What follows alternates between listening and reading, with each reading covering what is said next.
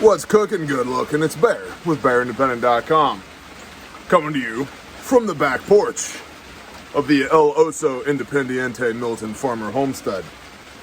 Let's talk about cooking a little bit today.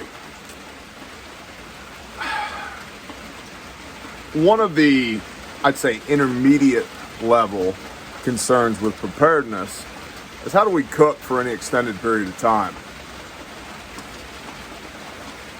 This is important because we have lots of food, or we should have lots of food. I would say basic level of food.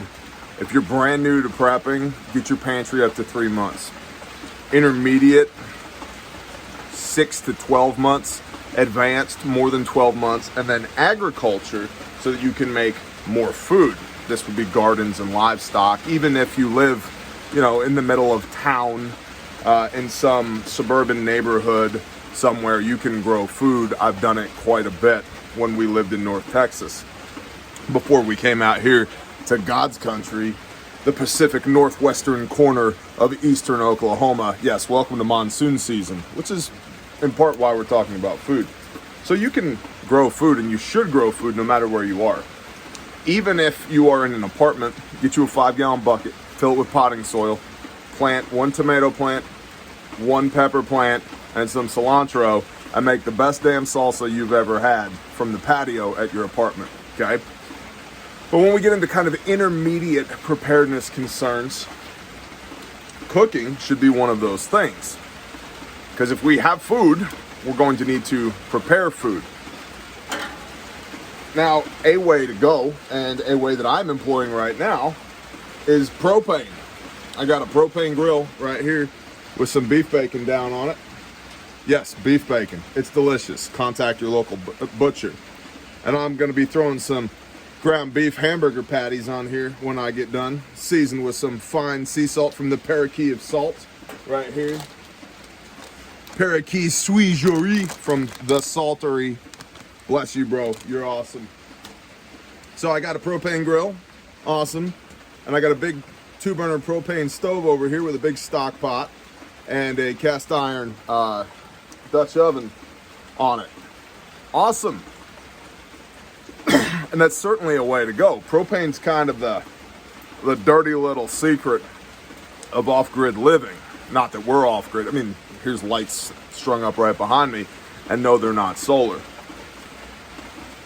But a lot of our brethren live off-grid, and they, like many, many millions of people in the United States, are highly dependent on propane. We have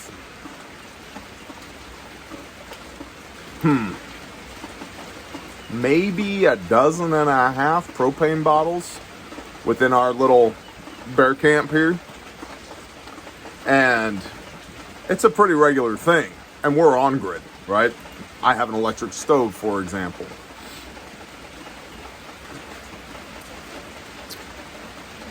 Cigar for today's video is a Mark Twain from the great and powerful Mech Master, given to me at the Arming the Saints men's retreat. If you haven't seen the 6 wonderful presentations, study of the word, that came from the Arming the Saints men's retreat 2021, you can find them here on this channel. Just go back in the videos, search for Arming the Saints or ATS here at this channel, you'll find them. But point being, cooking, we have propane, and that's certainly an option, but we are regularly, once a week, once every couple of weeks, going to refill propane bottles. So that's not a long-term solution. A lot of people say, well, I'll just cook with fire. And you very well might do that. We do that regularly. On a day like today, that's very difficult to do because it's raining and everything is sopping wet. I mean, just sopping wet. It's not a great day for making a fire, let alone cooking over a fire. Can you do it? Yes. Do you want to do it every day? No. And I think it's one of the things, a lot like the life straw, when people get a life straw and they don't quite realize that in order to use it, you have to get this close to the water source and then suck the water up, or put it in a container and suck it out of that container. Now you have a contaminated container. It's something that seems like a good idea until you do it. Can you start a fire in the rain? Yes. Can you cook on a fire in the rain? Yes. It's going to be really smoky. It's going to be difficult to get that fire burning nice and hot, and you're going to be standing in the mud getting sopping wet while you're doing it.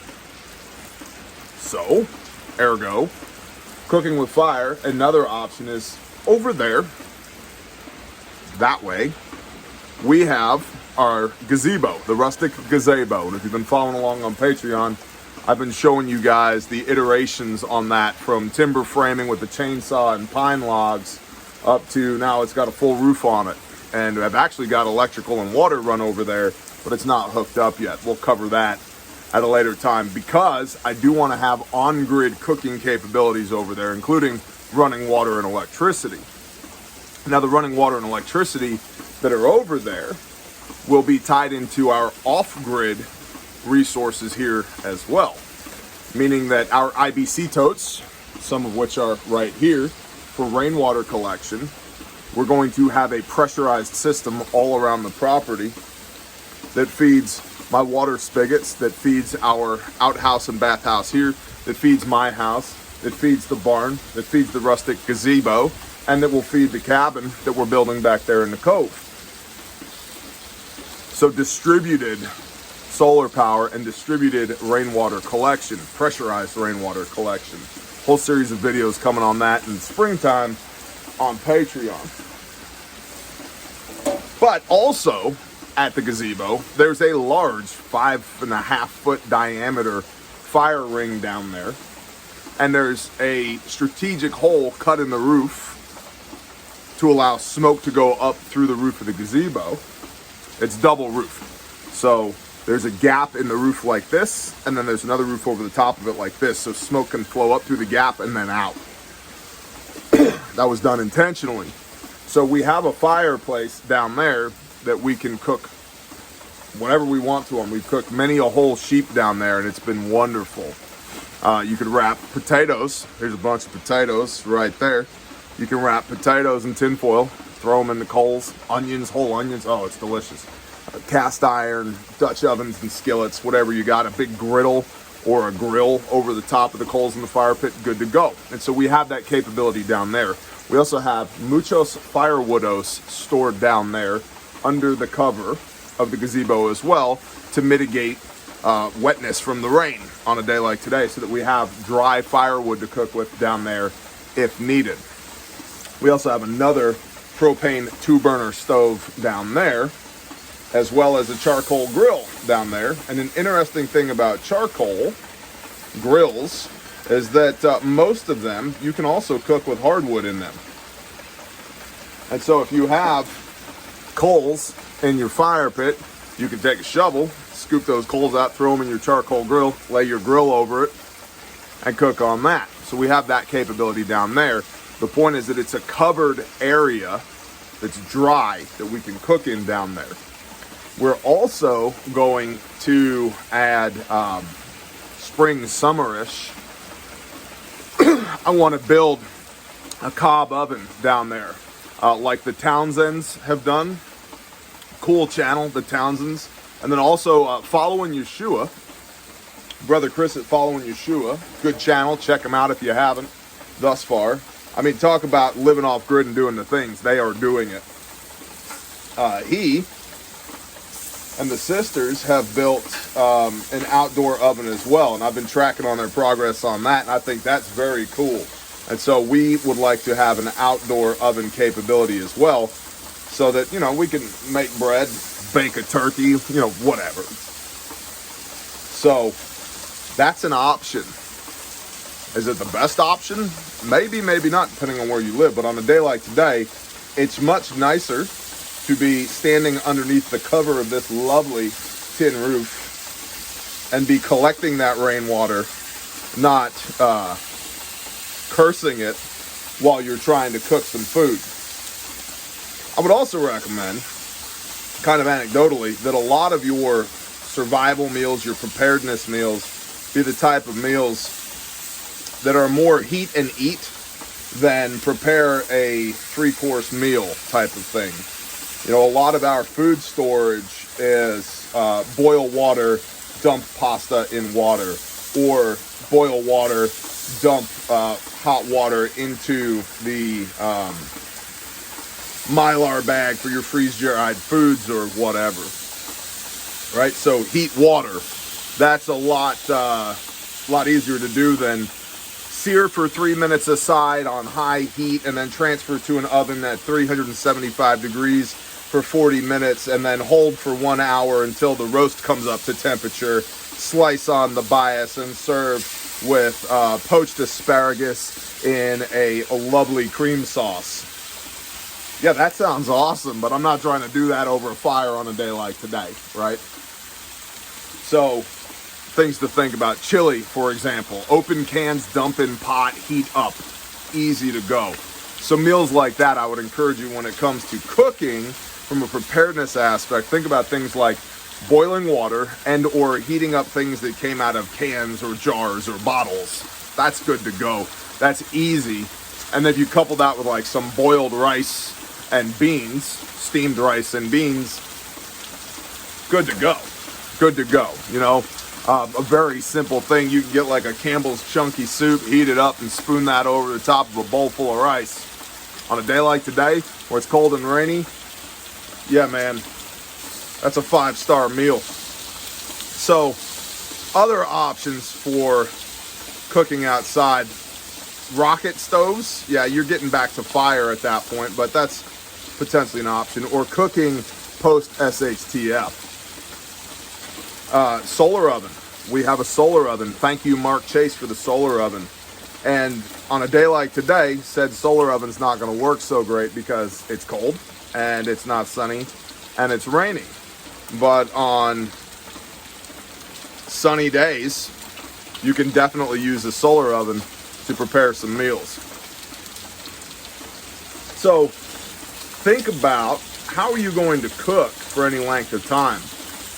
If you have backup generation and an electric stove, cool, good to go. That's one less thing to worry about, right? To say nothing of keeping your refrigeration running, which is incredibly valuable in a grid down SHTF scenario. Excuse me, I'm flipping bacon.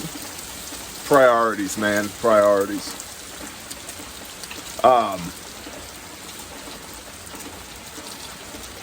The ability to cook with electricity is good to go if you have backup generation, but if you don't have backup generation, now all of a sudden that totally awesome, you know, top of the line electric stove is a paperweight. It's not very useful. Propane and LP, right? Same thing. How much propane can you store? 20-pound bottles, 30-pound, 50-pound bottles, 200-pound tank, 1,000-gallon tank. You can scale this up, but sooner or later, in a real collapse type scenario, that stuff goes away. And then what? And so I would encourage you, again, baby steps here. You don't need day one. You don't need to go get a 60 kilowatt backup generator with a Caterpillar diesel engine in it and, 5,000 gallons of diesel fuel or whatever. You don't have to do that today. Hey, if you can, if you've got the scratch to do that, go for it. But start thinking about what alternate methodology are you going to apply if you have to cook in a grid down scenario or on the move on a day like today. Because fire, while it works, is not always the best thing.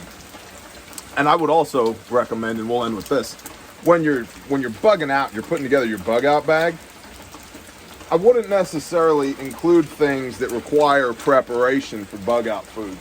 The MREs, they work. The mountain house and stuff like that, it works. But you got to boil water, or at least heat water, to make a lot of that stuff palatable. Instant rice, same thing, boil water. But think about things like Cliff Bars, energy bars, peanut butter. Peanut butter is my jam because it's high in caloric density. It's tasty. You can spread it on crackers or bread or bannock or whatever you have.